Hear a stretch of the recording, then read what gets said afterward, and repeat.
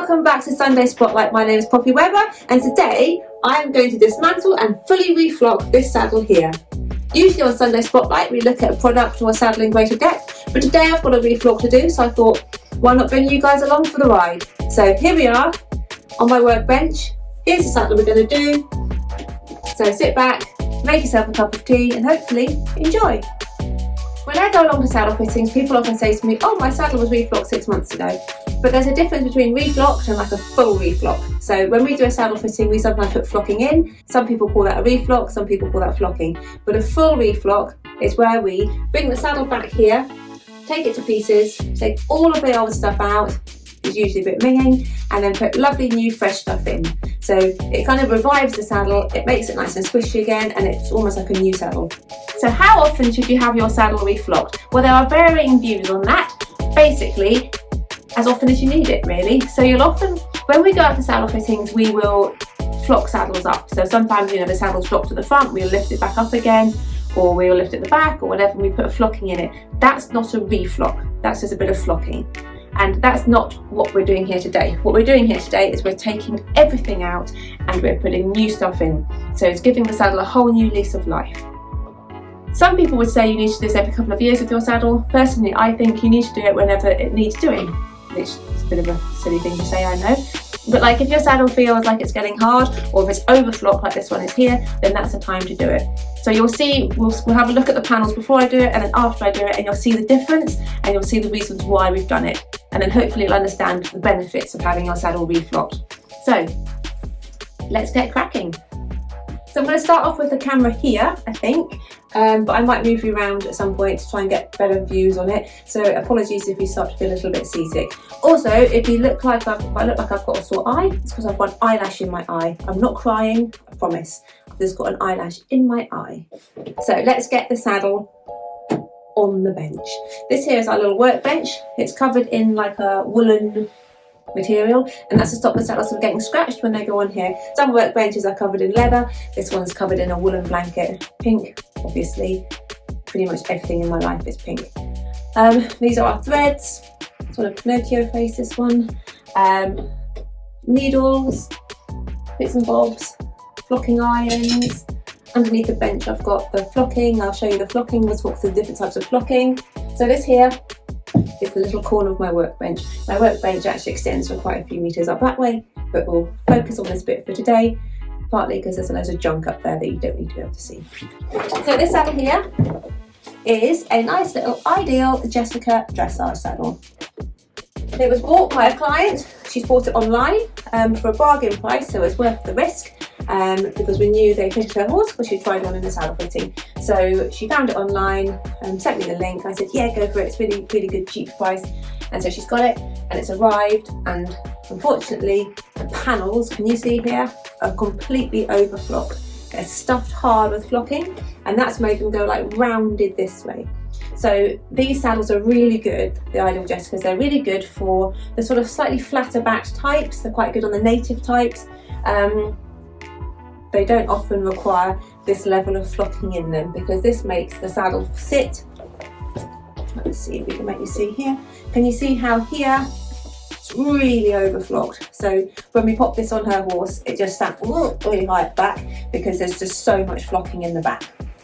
Now, it can happen with saddles because, as you probably know, you probably had saddle fitters yourselves, and when we go out to saddles, we think, oh, the saddle's dropped at the front, so we pop a bit of flocking in the front, and then we go back 6 months later and something else has dropped, you pop a bit more flocking in. And you can sometimes, like what's happened here, it would seem, people can get a little bit too much flocking in the panels. So this is a really good example of when a saddle needs a full reflock. If you put this on your horse, these panels are like, they're like a brick, they're really hard. They've got so much flocking in them that they just wouldn't sit nicely. What would happen, and actually you can, I don't know if you can see on here, but there's dirt on this saddle, and the dirt is sitting in a line down here, like that, because this is the only part of the saddle that's been making contact. You want the whole panel to make contact with the back of your horse because you want your weight to be distributed across the whole panel. So when they're overstuffed like this and really rounded, it's almost like a rolling pin sitting down their back. So that's not what we want. So we are going to take out all of this flocking in here and we're going to replace it with nice, new, squishy, soft flocking so these panels will sit into her horse nicely. And there's no point in having these beautiful wide panels if you're just going to shove so much flocking in that they don't sit into the horse. So fingers crossed that when we get this done, it's going to be lovely and it'll be even more of a bargain for her. So first of all, we're going to dismantle the saddle, and that sounds really scary. It's not that scary, I promise. So to do that, the saddle is stitched on around the back and it's stitched on around the front here. So the stitch is through here and the stitching around here, in here. So we need to cut those stitches to take the top off the bottom. And to do that, we need a knife. So we go in here and we find the stitches and we pop them out. And the leather on this is so tough that it's actually difficult to squeeze out. I, for this, use a slightly curved knife. Can you see it's got like a... Oopsie. Can you see it's got like a hook on the end, and that means you can kind of hook round behind the stitches a little bit more easily.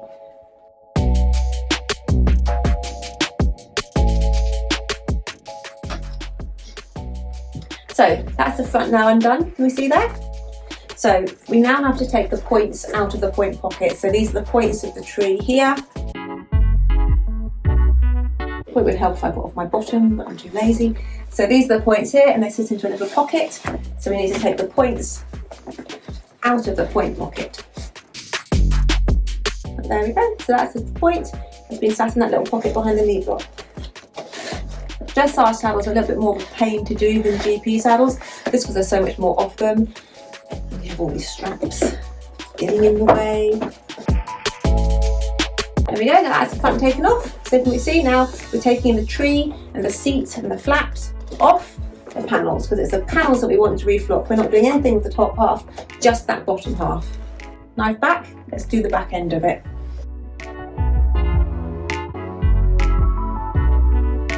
So now we've taken this back off here, which means we can take the seat and the tree. Here we go, that's the seat and the tree and the flaps. And we can pop that down. And it leaves us with the panel. So when your saddle fitter comes and they put flocking in your saddle, they do it by these little holes here. One there, can you see this one and one there? So these are the flocking holes that have been cut in to put the flock in. This here is a little point pocket, that's where the point of the tree sits in there. So again on this side, flocking hole here, flocking hole here. Now you can see here, look how thick and how heavily flocked that panel is. So there's so much flocking in there, it's oozing out. And in there is white wool flocking. So we're going to take out all of this wool. Now we could spend an absolute age pulling it out by hand out the little holes, but it'll take forever and you can get right into the corners. So I'm going to cut the stitching through here and take the whole lot out. Now might be a good time to move the camera. So here we are with the panel and the camera at a slightly different angle. Hope that works. So we've taken the panel off and we are going to cut through here to take all of the old flocking out. And let's have a look and see what kind of flocking this has got in it. So this little bit here is also glued, so it's a bit grim. Now unfortunately we're on lockdown, so the nail bars aren't open. So my nails are a little bit too long at the moment for doing this. So no doubt I'm going to get icky stuff all under my nails.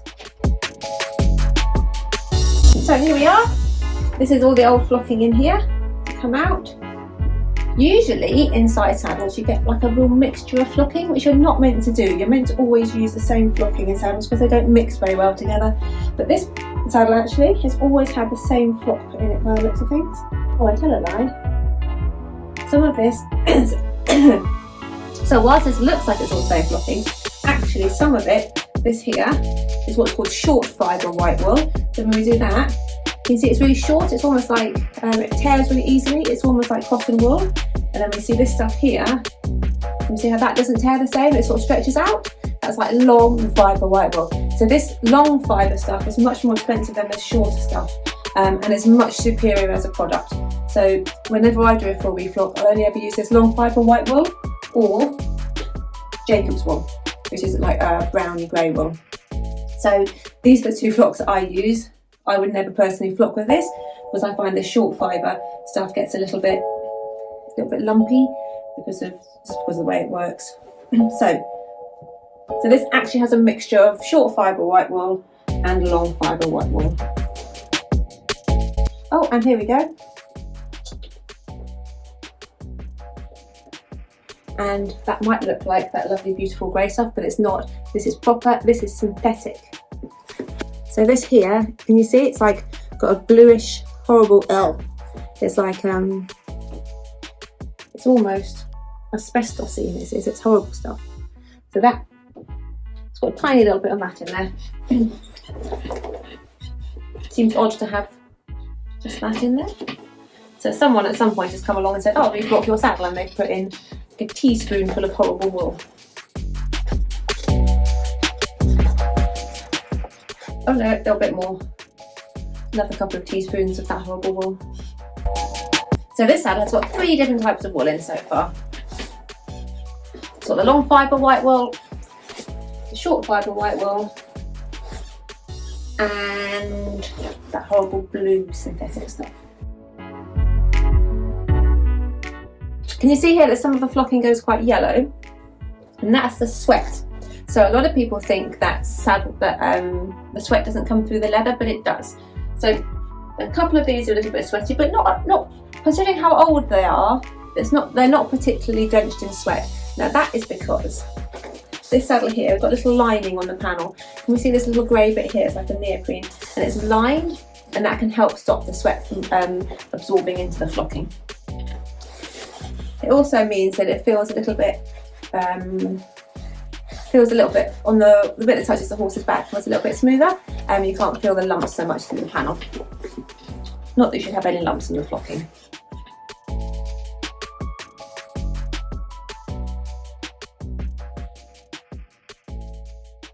We do normally have a special tool for this, but mine's obviously in my car today for some reason, and I'm way too lazy to go and get it.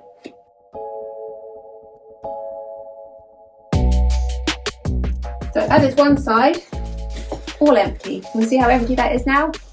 Now there's no flocking left in this side at all. Yeah.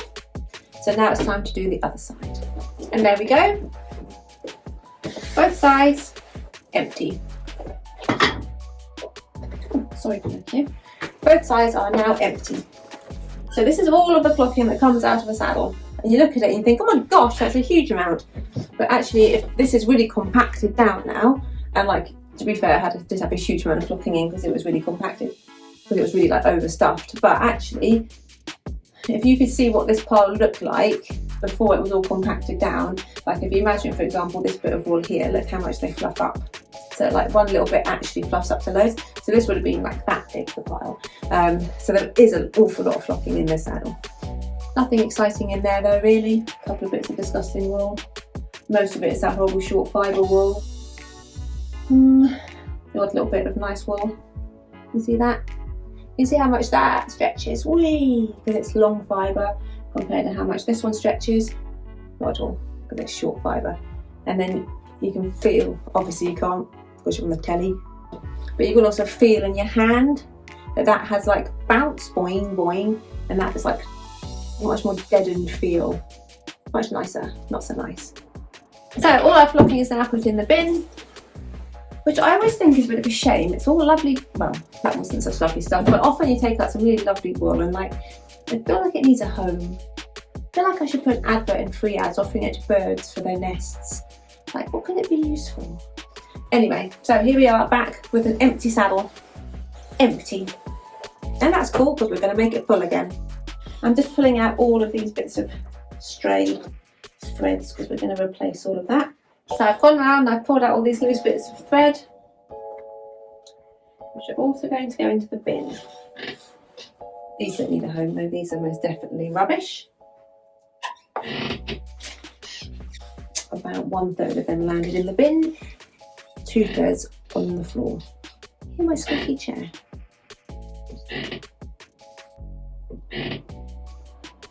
We need to set it all back up before we put the flocking in, otherwise the flocking will all just escape again. before we do that, let's have a quick look at some saddle parts here. So this bit here is called the rear gusset. You see that there? This bit here is called the rear facing. There's that tubular bit around there. So some people have that different colour on their saddles. So you can have that, and like red, pink. This one here does not have a front gusset. So some saddles have a front gusset, which is basically a bit of leather like that, and the rear gusset on the front here. Most modern saddles have a front gusset now. This one hasn't. It makes it a little bit trickier to reflock the front if there isn't a front gusset there, because there's not quite as much room to put the flocking in. If you haven't got the front gusset, it tends to be more designed for something that's got a bit more padding by itself around the front, so you don't need quite so much in front of your saddle. But yeah, most saddles nowadays have a front gusset. This one doesn't though. But this is a fairly old saddle. But this is the thing, an old good quality saddle is 1,000 million times better than a new crap quality saddle. Definitely. So I'm going to sew this back up so then we can get some flocking back in. So here's my thread that I'm going to do it with. I'm not sure if you can't see obviously, but this is like a waxed thread. It's called tiger thread. Can you hear that? It's kind of like, it's got like a wax on it that leaves wax behind on your fingers. It's quite a strong thread, obviously. Pretty much all saddle threads are strong. I'm crap at judging how much I need. So I always do about 10 times too much, or about half as much as I need, which is a bit of a pain. So I'm going to pop it on a needle. You can do this with a curved needle or a straight needle. Different people do different things. Weirdly, I was taught the curved needle, but I prefer a straight needle. So I'm going to put my thread on the needle and then tie a knot on the end of the world's longest bit of thread, because that's how I roll. It's a little bit like when I make rice for dinner. I always make rice to feed 20,000 people, even if there is only 2 people eating. Here we go. Let's get threading. So we can re-glue here sometimes. So sometimes if pulling it open has got rid of the glue, you can re-glue it. It's like a special leather glue that smells yummy. Or this one's still quite sticky, so I'm not gonna re-glue it. But that is something we sometimes do, is re-glue them.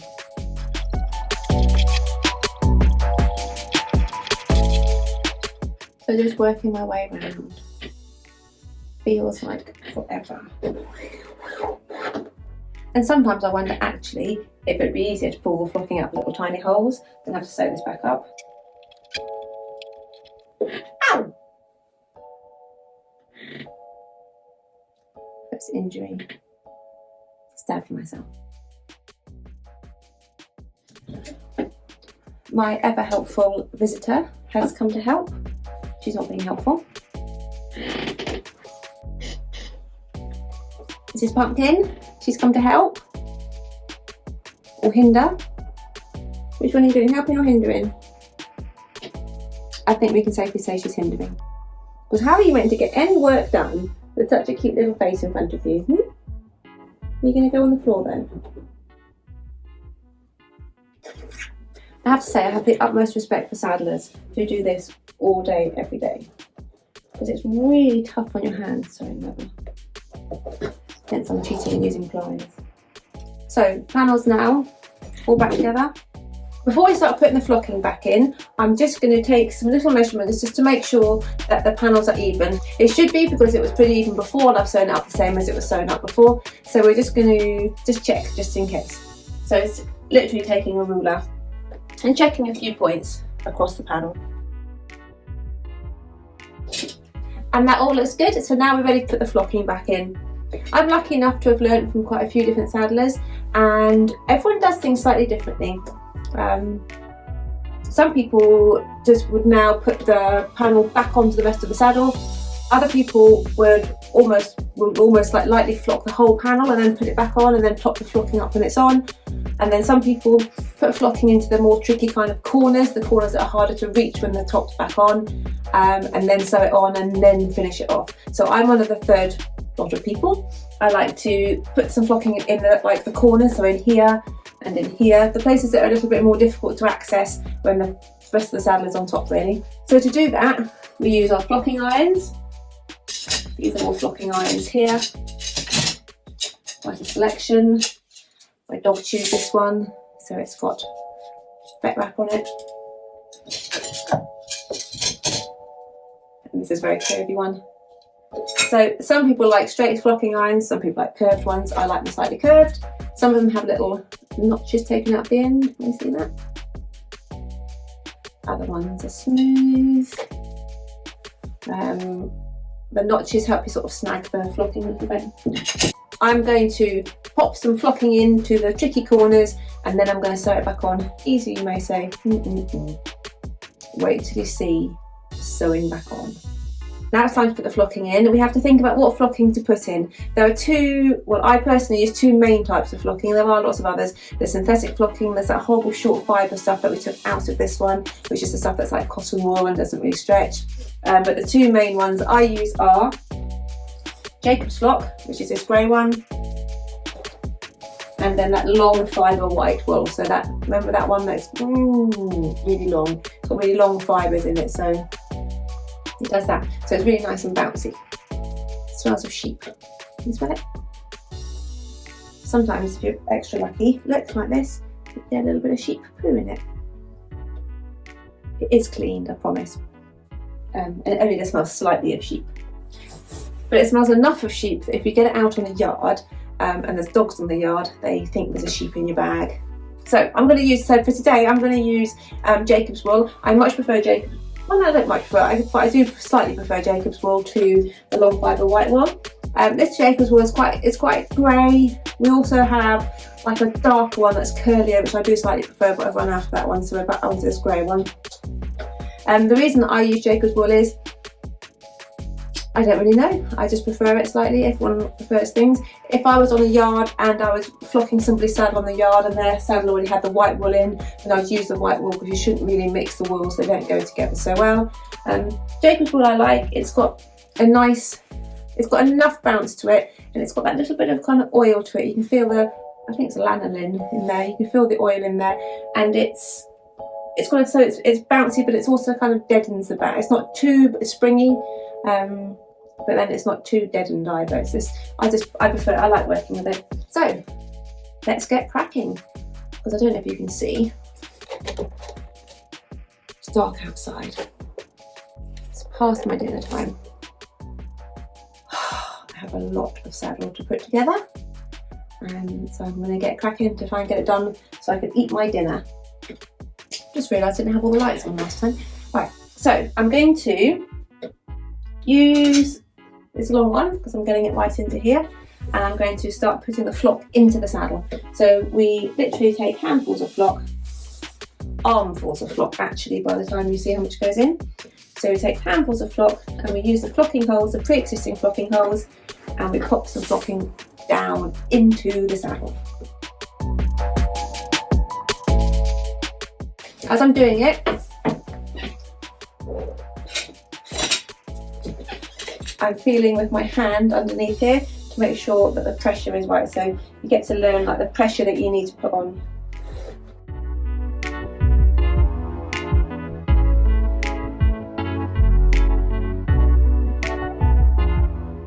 So this is just the beginning, because once we put it all back together, that's when we do like the full flock. So we're just getting these little tricky bits in now so that they're in, because if you imagine when the top of the saddle is on here, they're a little bit more tricky to access.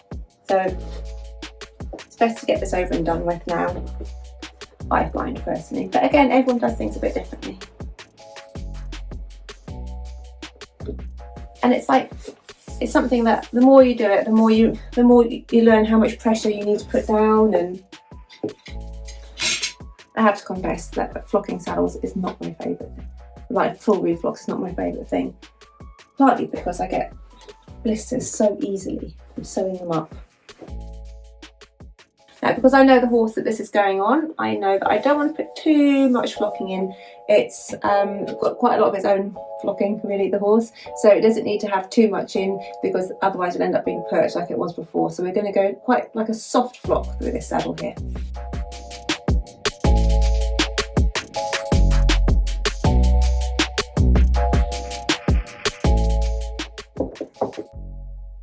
amazing how much flocking compacts as it goes in. Starts off all lovely and fluffy like this, but actually this bit here will only do like a little tiny bit inside the panel. Some companies weigh out their flocking before it goes in the saddle, so they weigh a certain amount of grams of flocking per saddle. Other companies just want to put it in.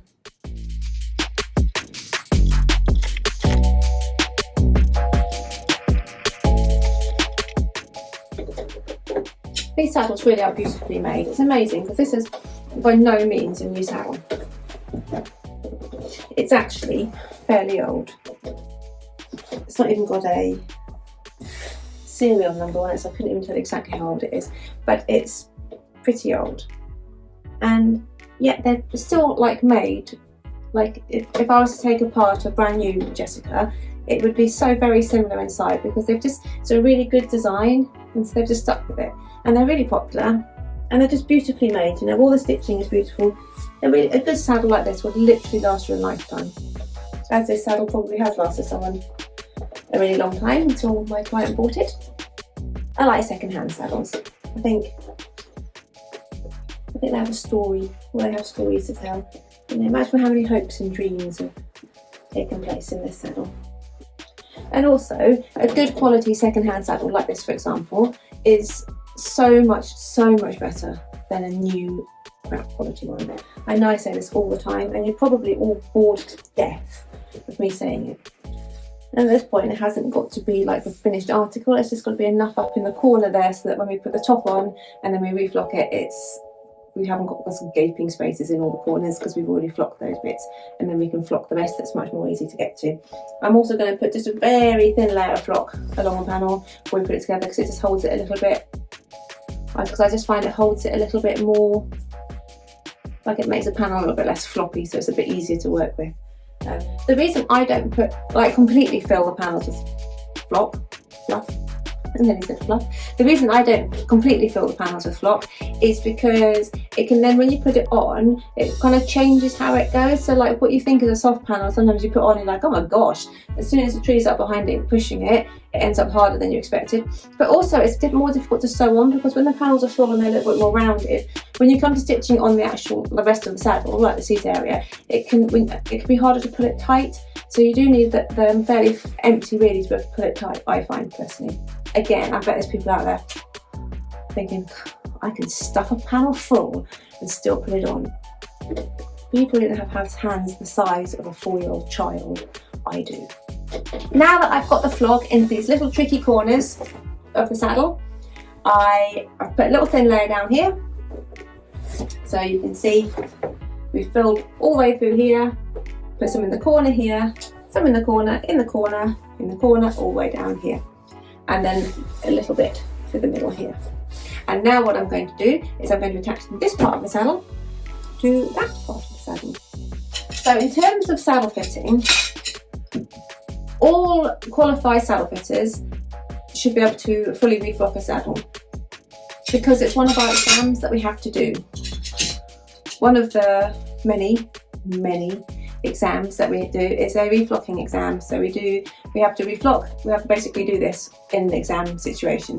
We have to take apart a saddle and then reflock it from scratch. Also, as part of our exams, we have to top up flocking as well.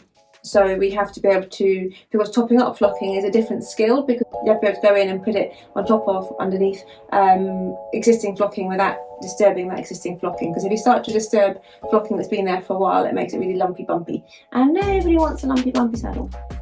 This, by the way, is a leather knife. So can you imagine how sharp this is? We're going to cut through leather. I've run out of Pinocchio nose, so you can't see. My Pinocchio nose. I can only fit 3 on there. And I have about 7, so. Bench is a bit tidier. Panels are ready to go onto saddle. How many of you, when looking at your tack, have ever noticed that underneath here, underneath the pommel, there are often two little holes. Can you see there in there? And you think, put all that money on a saddle, it's come with two holes in it. Well, those holes are perfectly normal, and the reason that they're there is because when your saddler has made your saddle initially, they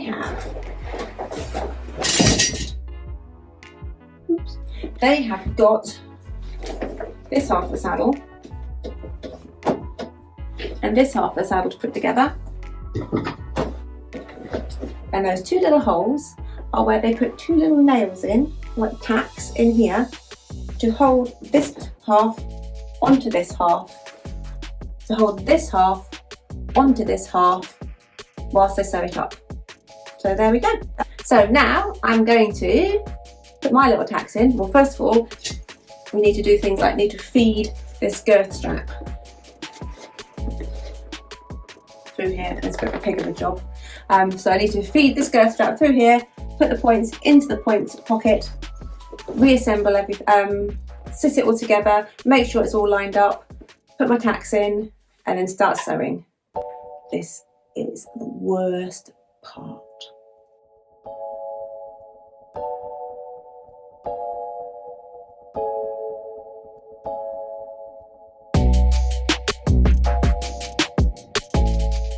So I've tacked the top to the bottom so they're all together, lined everything up in the right place so they're all straight, and I'm now taking some really thick thread because this thread has to be really strong, so I've got some really thick thread, and this is going to sew up the back. Now this is tricky to do because you have to get in and out, so to get like in and out of the holes we have to use curved needles. There are a few different types of curved needles. There are the ones that are actually like C-shape. There are ones that are like that sort of a shape. There are ones like that. There are bigger ones, really sharp ones. I, embarrassingly, like the little curvy ones. And once a saddler said to me, I use needles that look like they were designed for women's blouses. But I think it's just because my hands are small, I can't use big needles. So as long as I use the right thread, it doesn't matter what needles I use. But I do like the slightly smaller ones.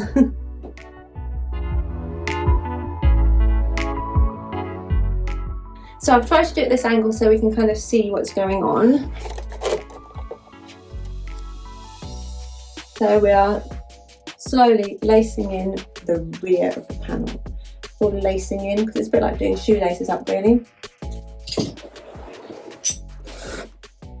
So as we do it up, we pull it, and you can see it's pulling the panel kind of snug in here.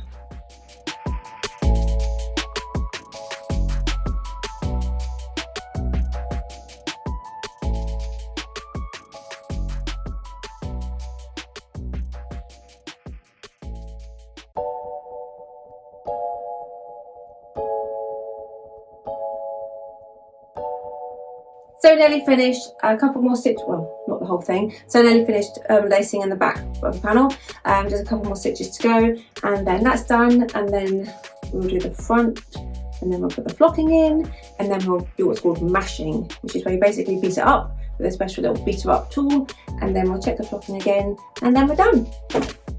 And I've been here hours now. That's partly because I keep getting distracted by cups of tea, and I'm also watching a TV programme on my laptop whilst I'm doing this to keep me entertained. But no, this is not a quick job. It's probably quicker for some people than it is for me because I'm not the fastest at anything, really. But yeah, it's a bit of a mini job. I don't know if you can see, but my hands are sore. So here we go, the back is now laced in again. All these stitches through here are nice and tight. We pulled them really nice and tight. I've pulled them really nice and tight. All around there. So now I just need to sew up the front. So lace in the front of the panel. So this is the back of the panel that's been done. Lace in the front and then fill it with flocking. So we know we've got a little bit of flocking in these tricky corners already. So we'll fill it with flocking after we've laced in the front, which I am doing now. So to lace in the front of the panel, we use a different needle. We use a straight needle for this, and then we use a slightly thinner thread, still pretty thick but thinner, doubled up. Well, I do anyway. Some people use the thick thread singly, but I prefer the thinner thread doubled up, just because when it goes through the eye of the needle, it makes less bulk, so it's easier to pull through, because sometimes it's really hard to pull through. So a nice long bit, tie a knot in the end, which we do a magic way. Ta-da! Magic knot. So I'm going to get started on this before I fall asleep, because it was dark earlier and it's even darker now.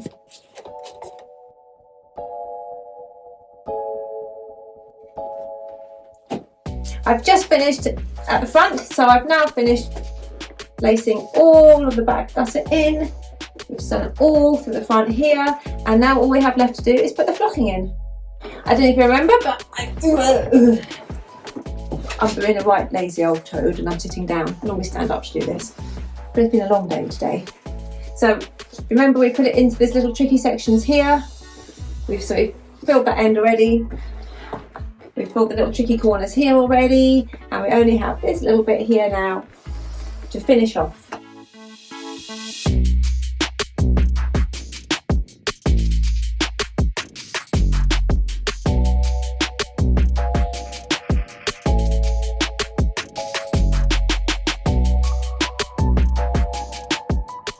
Yippee! One panel is done. I don't know if you remember how it looked, but the panel was really hard and it had no give to it at all. And now if you look at it here, and you see, nice and squishy. And that's what you want to put on your horse's back, something with some give and some squish to it. Because you want the panel to be able to sort of mould into their back. You don't want it to sit on top like a horrible hard rolling pin. So here we go, one panel's done. I'll get on to the next one now.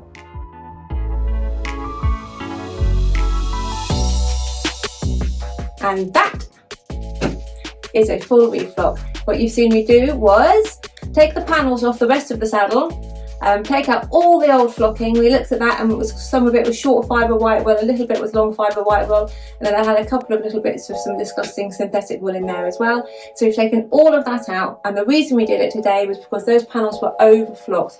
Do you remember? They were really hard and round, whereas now they're soft and squishy. So once this has been ridden in a few times, I'll go back and check it, because it's like new saddles, they bed down. So once the flocking has sort of compacted a little bit, sometimes it needs topping up. So I'll go back and check this once it's been ridden a few times. But before then, I am going to treat it with some leather balm.